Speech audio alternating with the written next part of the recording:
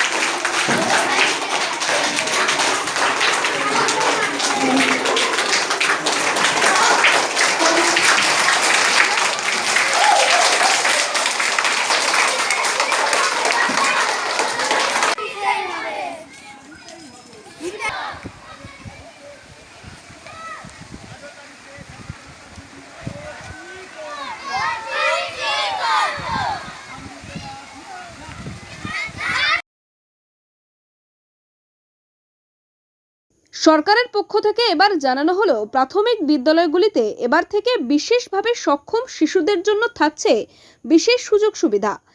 এজন্য মথুরাপুরের ঘাট বকুলতলা অবৈতনিক প্রাথমিক বিদ্যালয়ের প্রধান শিক্ষক দীপঙ্কর পুরকাইতের উদ্যোগে তৈরি হলো রিসোর্স রুম নামে এক স্পেশাল রুম, যাতে সক্ষমভাবে শিশুরা আলাদাভাবে প্রশিক্ষণ নিতে পারে। বিশেষভাবে সক্ষম শিশুদের জন্য কি প্রশিক্ষণের সুবিধা রয়েছে?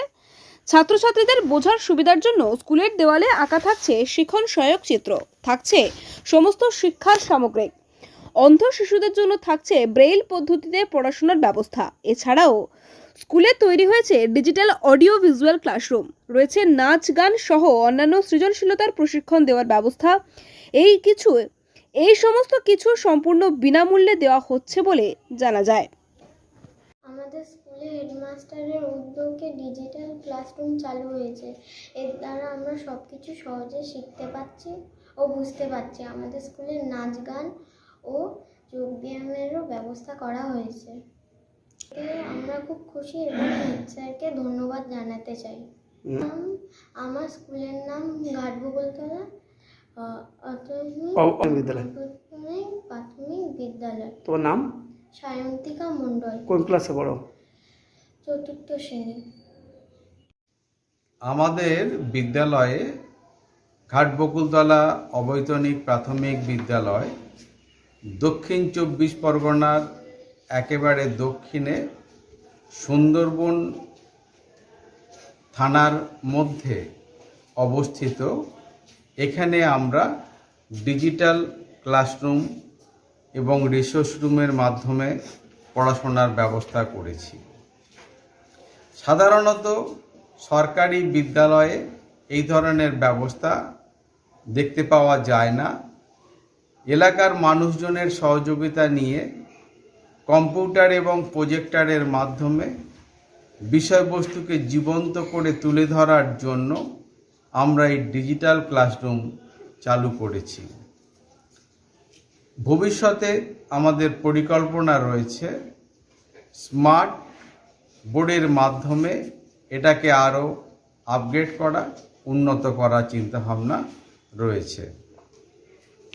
আমাদের রিসোর্স রুমে বিশেষ চাহিদা সম্পন্ন শিশুদের পঠন পাঠনের উপযোগী বিভিন্ন ধরনের মডিফাইড মডেলস এবং চার্টস রয়েছে। বিশেষ করে যারা দৃষ্টি প্রতিবন্ধী বা স্বল্প দৃষ্টিসম্পন্ন শিশু, তারা কিভাবে ব্রেলের মাধ্যমে লেখাপড়া করে, টেলার ফ্রেমের মাধ্যমে অঙ্ক করে বা স্পর্শ করে কি করে বিভিন্ন বিষয়বস্তু সম্পর্কে জ্ঞান অর্জন করে, এর সমস্ত বিষয়বস্তু আমরা এই রিসোর্স রুমের মধ্যে রেখেছি। শুধু বিশেষ চাহিদা সম্পন্ন শিশু নয়, পিছিয়ে পড়া ছাত্রছাত্রী, ড্রপ আউট ছাত্রছাত্রীদেরও স্কুলমুখী করার জন্য এই রিসোর্স রুম বিশেষ ভূমিকা গ্রহণ করবে বলে আমি মনে করি। দীপঙ্কর পুরকাইত, প্রধান শিক্ষক, ঘাটবকুলতলা অবৈতনিক প্রাথমিক বিদ্যালয়। মথুরাপুর থেকে রাকেশ শেখের রিপোর্ট, ডিএন নিউজ বাংলা। বিশেষ করে বিশেষ চাহিদা সম্পন্ন শিশুদের পড়াশোনা, তাদের আচার আচরণ, হাঁটা চলা সমস্ত বিষয়ে আমরা এই রিসোর্স রুমের মাধ্যমে তাদের সাপোর্ট সার্ভিস দেব, তাদের পাশে থাকব এবং তারা যাতে আত্মবিশ্বাস নিয়ে হতাশা না হয়ে এগিয়ে যেতে পারে সেইভাবে আমরা তাদের প্রশিক্ষণ দেব, তাদের এগিয়ে নিয়ে যাওয়ার চেষ্টা করব। অনুষ্ঠান শেষে ছাত্রছাত্রীদের হাতে পুরস্কার তুলে দেওয়া হয়।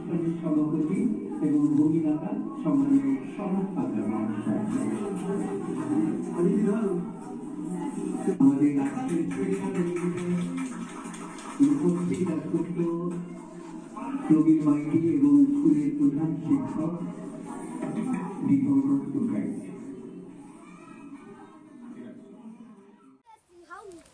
এ বলছে হাউস আর তুই বলছিস কি হাট। এই চিউটি তো, এই চিউটি বললেও ঠিক হবে। এই চিউটি মানে কুড়ে ঘর, আর এ বলছে হাউস, হাউস মানে ঘর। আচ্ছা, আর কি দেখতে পাচ্ছ? Power house. পাওয়ার হাউসে কি হয়? ওখান থেকে কারেন্ট এসে জমা হয়, ওখান থেকে বিভিন্ন জায়গায় কারেন্ট সাপ্লাই দেওয়া হয়।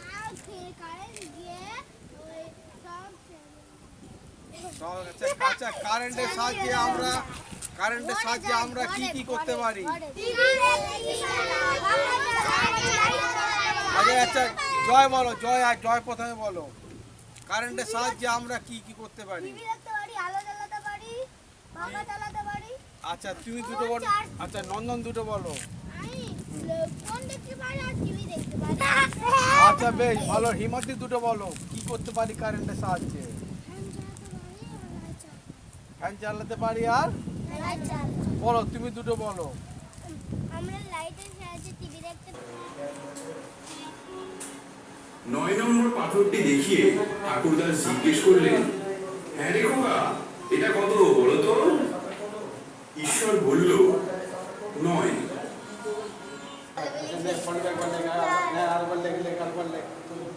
তোর নাম লে,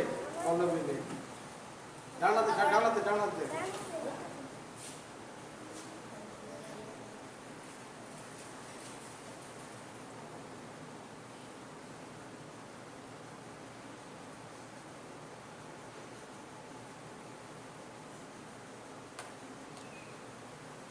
কোনটা চন্দ্র? হ্যাঁ, পৃথিবী কিভাবে ঘুরছে? সূর্য চারিদিকে চালনায় ভগবতীপুর প্রাথমিক বিদ্যালয় প্রাঙ্গণে অনুষ্ঠিত হয়ে গেল স্বাস্থ্য পরীক্ষা শিবির ও বসে আঁকো প্রতিযোগিতা।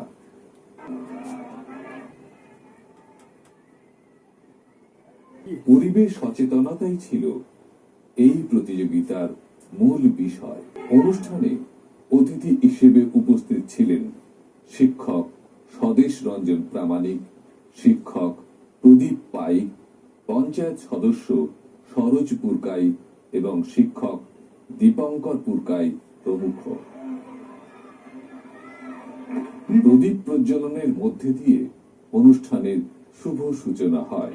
উপস্থিত সবাইকে হাততালি দিয়ে আমাদের এই অনুষ্ঠানের শুভ সূচনা করার জন্য তারপর স্বাধীনতা সংগ্রামীদের উদ্দেশ্যে 1 মিনিট নীরবতা পালন করা হয়।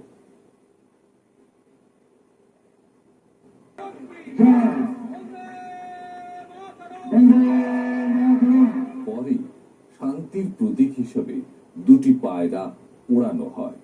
অনুষ্ঠানে শিশু শিল্পীরা নৃত্য পরিবেশন করে।